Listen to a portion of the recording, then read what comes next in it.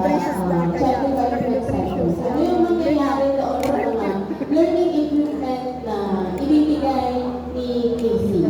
Ano? So, ano ba yung mangyayari regarding doon sa operations and maintenance group? So, konting revisions na lang kay Sir Joaquin. So, ganun din po sa lahat. Ano? Kasi dalawa lang naman yung ating para sa PNLB, dalawa lang naman yung ating sub-project categories. So, yun yung gagawin natin sa mga CDC.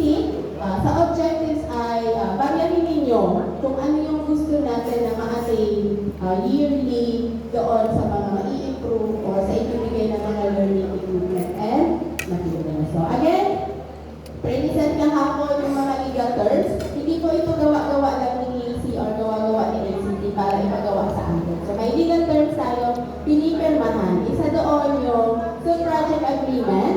So, mapapasa natin ito sa request for fund release na nakalagay doon na isa sa responsibility ni PLGU is makapag-form ng operation and maintenance group to maintain and sustain the sub-project and to allocate fund. Makikita naman natin ito doon sa mutual partnership agreement before natin i-turn over ang isang sub-project. Again, this is to ensure na yung project ay magagamit na matagal ni community. It's part ng ROI na sinasabi natin. Siyempre, wala nang bibel sa panahon nito. Kaya dapat may return of investment. So, pag nag-invest ka ba ng pagmamahal, char.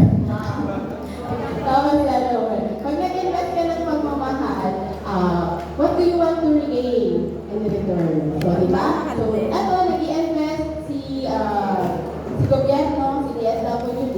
Ang gusto niya ay yung madagdagan or mas marami yung makagamit ng mga services na inirerender ng mga SIP projects natin. So, that's all.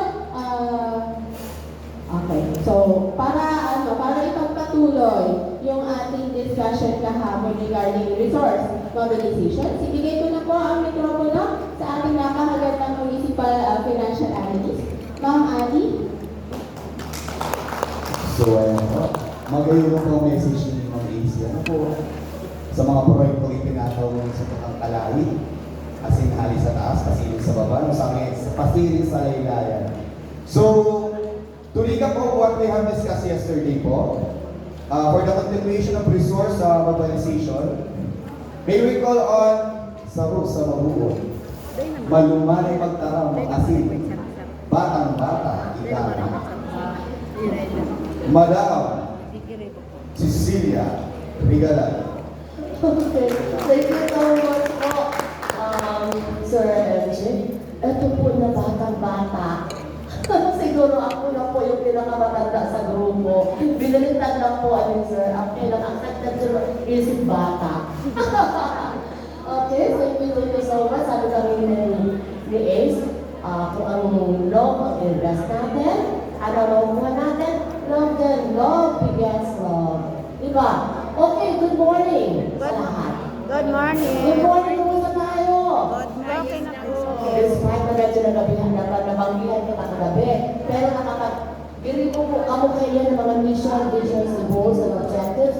So, we are so proud of you. Ang gagaling nyo, and talaga pinapatunayan po na talagang masisipag sa mga taga-kalahi. And syempre, kung anong kasipagan namin, ganun din po yung mga volunteers. Diba? Okay. Hawa-hawa lang po yan. Hawaan. Okay. So, kahapon po, 30 minutes discussion na po ako about local resource mobilization. Ano po yung dalawang fund sources natin? Diniscuss ko yung kahapon. Dalawang fund sources para magkaiba po kita ng mundo. Po? Internal and external. Wow, ang galing! Thank you so much from Bonifacio. Okay. Then, ano po yung pamamaraan para mapagalaw natin ang ating mga resources? So sabi ko nga, baga, kung ikaw kitang sira na ako, kung ano lang ang yaon dyan sa nakapaligid mo na sa satuya, yun lang mo na po ang gamitin ko. Ano ang tawag doon? Pagpapagalaw ng mga resources. Ano po ang tawag doon? Ginagamit ang mga available resources. Ano po ang tawag doon? Mayroon na akong minention na isang word, resources. Dagdagan nyo na lang po ng isang word. Po?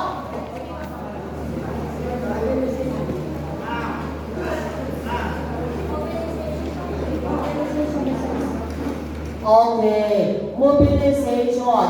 Resource mobilization. Sabi ko nga, kung ano ang nandiyan, whether it is in kind or in cash, gamitin po natin. Para hindi na raot ng maray ang Satuyang Sub-Project. Gamitin natin.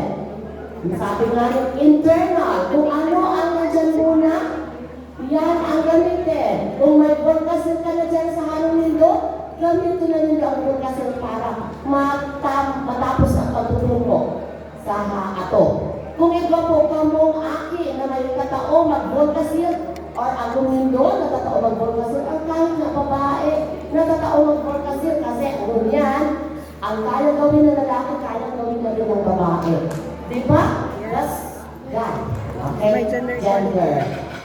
So, kaipuhan ka po na gamitin mo na ang mga resources na naon sa to, pagalawin para maprotektahan or ma-maintain at ma-sustain ang food project. So, ang dami na natin diniscuss na mechanism, eto na tayo sa in-kind material donations. Ito po yung mekanismo kung paano tayo magkakaroon ng mga resources. Hindi lang fund, hindi lang cash, bagko sabi dyan, in-kind material donations can help reduce the cost of implementing an activity.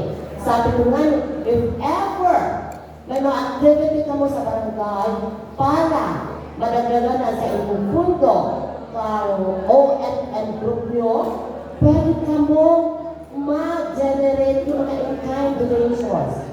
Sabi, in-kind pwede yung office supplies needed, pwede yung mahagad. Kung besides, bakit ba dyan office supplies na store, office supplies sa barangay nyo, pwede ka mo mag-solicit, pwede ka mo mag-agad. Pero, sabi ko, yung grupo, hindi individual. Pwede din po ang building or construction materials. Kuhanin ka mga hollow blocks. Pwede po ka mong mag-agad. Kasi pag nahihiling na malay ang objeto nito, ang dami pong magtatao. Tama o tama? Use of a car or other vehicle. Iba po ka mong i-haul ng mga gamit. Okay, para sa sub-project. Pwede ka mong mag-top. May mga sariling vehikulo. Kaya po yan mag-inibok ang OFN group. Kaya ka po yan na mag-inibok. Ngayon, hindi na ka mo magastos. Hindi na ka mo paluwas ng guwaka. Kaya o kaya? Kaya na ka mo pwede lang sabi, hindi kaya. Kasi hindi mo naging sa Pilipan. Kakayanin daw. Hindi mo na ako dumagin piliin, kakayanin. Ang pinapili ko, kaya o kaya? Okay. Food and drinks to offer volunteers or beneficiaries. Ito nga po yung example ko, yung mga wala dito kahapon na nag-picture na ako way back 1984, na ang mga kasamahan ko siguro, hindi pa nga po ata namumundan. Ako pa lang, 1984 KB na ako. Dahil kami mundo, pero nakakapag-create ka or nakakapag-ganag kami ng activities. Like the clean-up drive, naghahanap lang po kami sa mga kaimanwa or sa mga kabarangay. Okay. Next. Eto, local resource mobilization mechanism pa din. In-kind intellectual. Eto po, hindi in-kind na manual sa mga foods, office supplies, pero kaisipan. Hindi siya cash, kaya in-kind siya. Di ba? Intellectual, sabihin natin may abogado sa barangay nyo, igwa ng mga consultants na pwede nito magamit ang inyong mata, bookkeeper, or sabihin natin, writer, mag-ibay mag-ibog yung mga proposal, mag-ihanap po kamuha sa inyong mga talento. Opo, kumbaga sa i-request nito mag-join sa ONL. Okay? Next. Eko, Dada nga dit. the local LG, Dada mga dit. local government. Okay? Bago po ilisin maghanap ng mundo. Sa local government, mandated po iyan sa lokal na gobyerno sa Kasasaindag code na kaipuhan magtaupo o mag-alokar ng mga pundo para sa mga LGOs. Nasa mandated po ang sa LGU. So, ano ang gigibuhan niya to para makapaghagad kita ng tabang sa LGUs? Sabi nga, ipa-accredit po niya to ang Sapuyang OMM Group. Ipa-accredit. Once kasi accredited ang Sapuyang OMM Group, dahil po kasi ako sa LGU, no? Kaya naman po sa LDC, sahog po kamo sa matukaw kung kamo ang na-accredit. Every time na mag-LDC meeting, magpapagin ang LDC, all NGOs, all SCOs, lahat ng mga government and non-government organization or SCO, CSO, civil society organization, ini-invite po ilan pag may LDC once accredited po kamo. And once po na-appropriate ng mga pundo para sa development fund, pwede ka mo mag-submiter ng mga proposal. Di ba nga sabi ko kasi mag-submit ka mo ng proposal para during the annual budget preparation. Makasabay po ang sa inyong proposal and mataon ka mo ng pundo. Kasi ang lokal na gobyerno, dahil po maluwas ng pundo kung dahil po nakalaog sa AIP. Dapat ang proposal po nito mailaog sa annual investment plan kang munisipyo para pagkadhagan ka mo ang pundo pag nag-solicit ka mo or nag-request ano ka mo ng proposal, may nakita ko sa indo. Kasimbagan or may nakita sa indo pundo. Naintindihan po? Ano na yung pamilibuan ng mga OMM group? Ipa-accredit. Mag-request po kamo ng mga checklist po yan sa SP. Kasabuni ang bayan kang magduman. May mga checklist po yan kang mga accreditation. Kung ano ang mga requirements for accreditation. Medyo na-late na kita kasi ginigil po yan after the election ka national and local. Kasi palibak po mayor. Palibak po matulog. Okay, may matulog ko man naman new set of officers. Pero still, dahil po ay pinagbabawal na anytime ang pa-accredit. Hindi ibig sabihin na tapos na yung pagpili kang natunaw duman sa sangguni ang bayan, hindi na sila ma-accept. Mag-a-accept pa po yan para ma-accredit ka mo. Okay? Sige. And eto po, pwede pa din po kamo maghagad, dawa din po mga kamo na pwede kamo mag-submit yung mga gamit sa LGU. Okay? Let's say nga, magamit ka po ng cover cord, magamit ka po isang space dyan sa LGU, nag-dated po yan sa local government code na mataon ng asistensya ang LGU sa mga NGOs. Okay? Sige, yan po ang ipag-ano nito na nasa local government code po. Then, okay? Eto, private sector. Pag sinabing private, sa ini. Private, hindi siya LGU. Mga katamuhan. Nandiyan sa ilo, may mga tindahan. Pwede po kamo makapagkagad sa salita. Okay? Sabi siya, ni General, Business as well as Support Project. Ang mga businesses, gusto nila magsuporta sa mga araw sa inyong mga OMM group na aral nila maikakatabang sa komunidad. Kasi, nakulaon po kanina na orgulyo sa business or establishment na nandiyan yung pangalan nila as sponsor, as donor, sa po yan na advertisement ng sa ilang businesses. Tama o tama?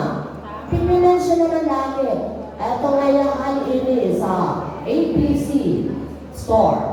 Okay? So therefore, nare-recognize sila ng komunidad na nagtatapang sa OMM group. Duman na nga kita pwede magbakal kasi nagtatabang sa Sapuyang.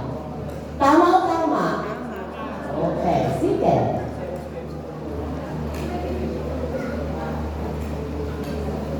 Ayan, baby. ang ani mo, manay mo may tinapay duman. Mata sa ilong tinapay.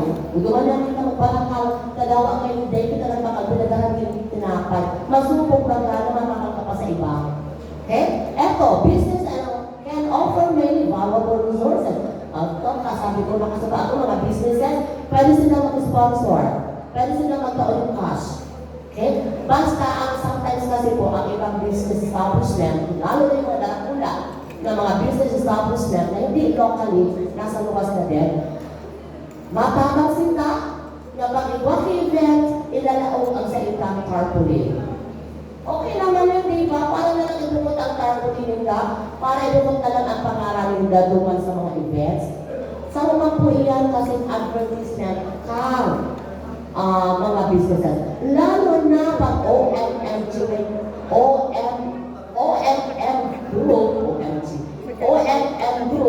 ibang kredibilidad. Pagkulaon po ang sa inyong posibilidad na makakakuha ng mga maray na sponsors. So ano po dapat gibuhat? Pagkarayon, papaganayon ang sakuyang OMM Group. Okay? Next, another is the key individuals. Pag sinabi natin key individuals, ito po yung mga well-known and respected dito sa barangay. Okay? Sabi ko nga rin kasama ko, yung may mga, aside from may mga intellectual, siguro daw at kakayahan siya intellectually, pero respetado sa inyong barangay. Kasi hindi naman lahat ng mga respetadong tao, lahat may mga intelligence or may mga kakayahan gaya ng attorney, gaya ng mga architect, engineers. May mga respetado tayong tao na nandiyan sila, individual, yung simpleng individual na namamaluwakan or nag-i-stand din sa barangay nito. Pero respetado sila. Itakpok din doon ang mga taong araw-araw. Okay?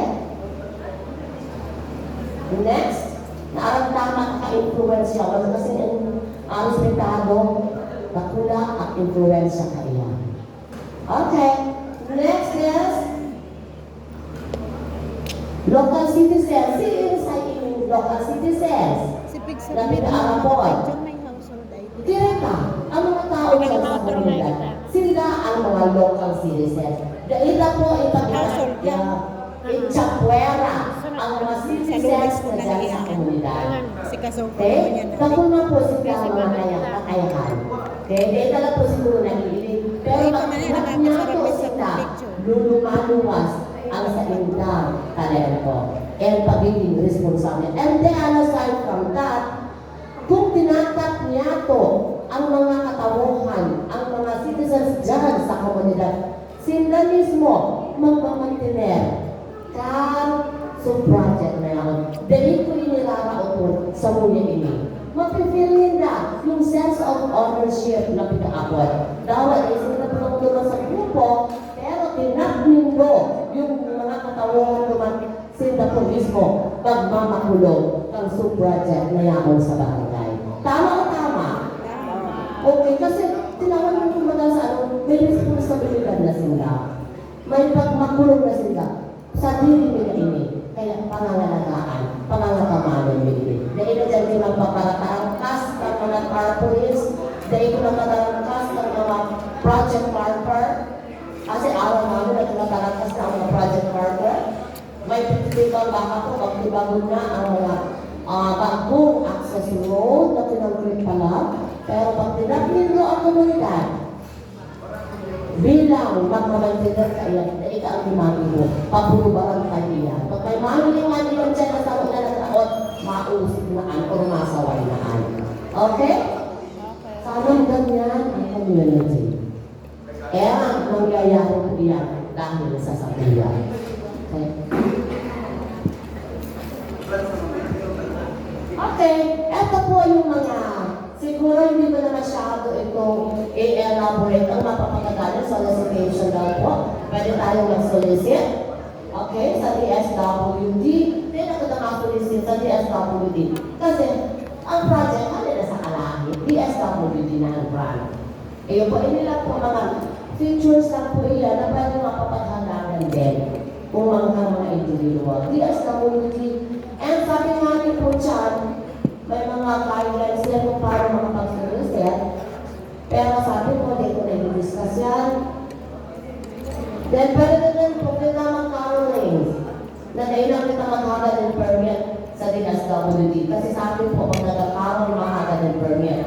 So, dapat na ilang po kita kasi dyan man lang ako sa barangay ni magpuro-karoon, no need na po mahagad ng permit. Ang nasa exemption na po yan. Pagagad permit ano. Pwede yan na Ang mag-apply pagagad kayo po ng respeto naman niya. paghanap na rin ng fundo. Ito, since tapos na kita ng mga resources, na-discuss ko na po sa inyo kung anong paano magkakailangan sa kulang mga resources, magkakailangan ng workshop. Hindi ma, kumbaga sa mga respeto man niya. Pwede man na dahil. Okay, sige. Mas better kung iyo. Ang workshop kong ini na ako nga itong Noah's Ark. Si Saya ang nakakahundong sa Bible na Noah's Ark. Si Noah gumawa ng arka. Si Noah gumawa ng arka. Si Noah gumawa ng arka. Inutusan siya ng Diyos. Di ba? Sinasabihan po siya na mag-ibo ng arka. Paasa ko kayo kung pagkakay sa pagkanta. Bumusang yan, pumaa. Okay, ang dami kayo. So, eto sa Noah's Ark, ganun ang gagawin natin. Okay? Workshop number 3. Gagawin natin ng 4 na grupo. Saan po tayo? Ay, hindi na, eto na lang. Saan po maki-assist? Group 1, Group 1. 1, 2, 3. Kayo pong tatlo. Ang group 1. Okay. 1, 2, 3. Group 2. Maraming. 1, 2, 3. Group 4. 1. Kulang. Ay, 1, 2, 3. Tama. Group 4. Natama, ano po nyo? Yes po. Kung ano mga group nyo, ate, tulungan na lang po. Yun. Okay? Sino yung mga group 1? Ayan, tulo. Okay, group 2. Group 3. Ano yung group 3? Group 4. Group 4. Sorry po dito na pakakailangan. Okay lang yun. Ako may kapatid naman din. Okay, sabi dyan, there is forecast of intense rain and heavy flooding in your municipality. Diyos ko pala, ha? Hindi malulog mangyari. Sa paano na po yung mga sa... Teka mo nga ako, ito na nag-forecast na flooding and heavy rain. For the sake of workshop lang, wala akong punta na forecast yung pag-asa. Okay? There is a forecast of intense rain and heavy flooding in your municipality that will last for 20 days. Sino mo kayo 40 days? Okay, inibigin na isa na. Okay? 20 days lang po. You need for build an ark to save the people of your barangay. Okay, kamu pala. Inutusan ka mo niya, ibo ka mo ng arka. Okay? Para ma-save ang inyong barangay. Mga tao sa barangay. Nakakatakot. Each barangay has different resources. Kamu po, itong grupong ito na ginito ko mga barangay yun. Barangay 1, barangay 2, barangay 3, barangay 4. Di ako ma-mention yung barangay, nakakatakot. Okay? Okay, 1, 2, 3, 4 po. Kada barangay, ito po sila ng mga available resources. Okay? Sabi dyan, each barangay has different resources, iba-iba, which may be valuable in building your ark back. Na pwede nyo ito magaling ng mga resources sa pag-building yung ark. Pero may mga barangays po na kulang or ang available ng ibang resources. So, limited lang. Other barangays may or may not share. Pwede lang po daan sa ibang barangay na ibang pa-share, na ibang pa-split. Ayaw na kung hindi po yan. Okay. Come up with ways. Kamu po, magiging ka mo rin paagi. Lalo na sa mga naiging mga materials kung paano ka mo makakabuild. Nin, angka, and masisave nito yung komunidad sa loob kang 20 días ng tagpuan mula magpaka. Pwede mo ito muna kung ito mo mga resources. Okay. Ito po ang sa resources na igwa ang Barangay 1. Please take note of your resources. Barangay 1, 1,000 board feet of good lumber. 1,000 board feet of good lumber and 100 kilos of nail. May pako, may good lumber ang Barangay 1. Okay? Barangay 2, 500 boxes of canned goods and 300 sacks of rice. Barangay 2, asa po yung Barangay 2? Pakitake note. Okay? 100 boxes of canned goods and 300 sacks of rice. Barangay 3, 300,000 pesos and 100 sacks of rice. 300,000 pesos and 100 sacks of rice. And Barangay 4, it was lang 300 board feet of good lumber and 100 boxes of canned goods. Nakuha po ang mga available resources ng kada barangay. Okay, sige. Ano ang ibubuhin niya ko? Ito siya. Instruction. Okay? Pwede po kamo magpili sa kada grupo ninyo ng chairperson. Chairperson. Then, pili nyo kung maghanap din po kamo ng leader or the finance manager and spokesperson. Chairperson ay yung leader, finance manager, and spokesperson. Pagkakagsalita. Then, 20 minutes is allocated for the planning and planning.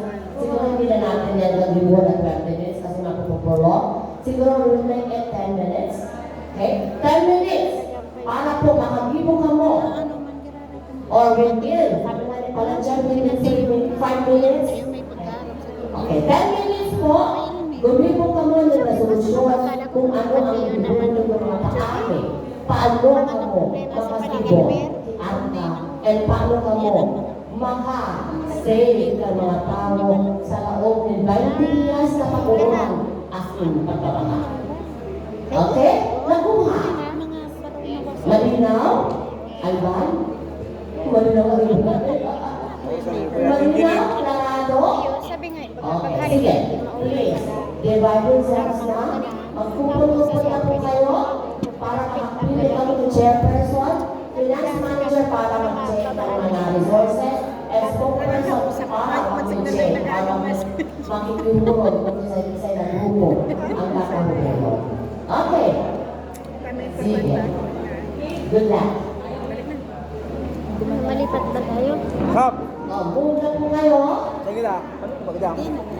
Iyan po ang pinagawa ng resource mobilization.